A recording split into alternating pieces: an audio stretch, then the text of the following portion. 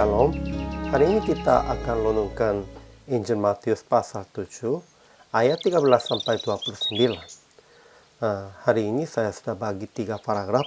Paragraf yang pertama ayat 13 sampai 14. Masuklah melalui pintu yang sesak. Paragraf yang kedua ayat 15 sampai 23. Dari buahnya akan mengenal mereka. Buah itu berarti bahwa melakukan sesuai dengan kehendaknya. Paragraf yang ketiga ayat 24 sampai 29. Mereka yang mendengar perkataan Yesus dan melakukannya, ia sama dengan orang yang bijaksana yang mendirikan rumahnya di atas batu. Kesimpulannya, pintu sesat dan jalan sempit, orang-orang jarang menuju ke sana. Yesus berkata kepada kita bahwa menuju arah ke orang biasa tidak sukai. Sebenarnya, sebagian besar orang Kristen dan orang-orang cukup ajaran sudah tahu teori ini.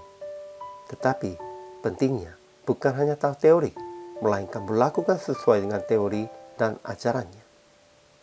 Hanya orang yang melakukan sesuai dengan perkataan Yesus saja adalah orang yang bijaksana, yang mendirikan rumahnya di atas batu. Jika tidak melakukan, imannya sudah mati, bisa berbuah hanya dengan pertindakan.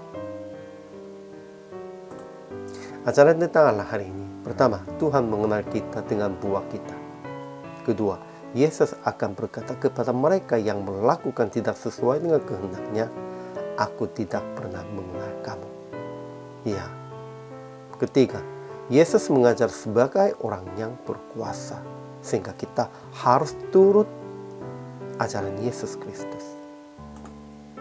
Ajaran tentang manusianya. Pertama, masuklah melalui pintu yang sesak, karena pintu lebar dan jalan luas menuju kepada kebinasaan.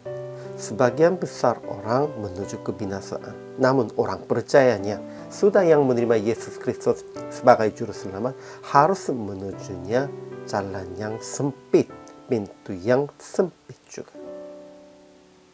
Kedua, dari buahnya akan mengenal mereka.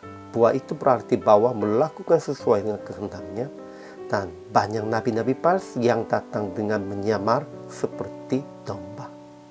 Sekalipun mereka bernubuat, mengusir iblis, dan mengadakan banyak mukjizat, Yesus tidak mengenal mereka sebab melakukan dengan keinginan mereka sendiri.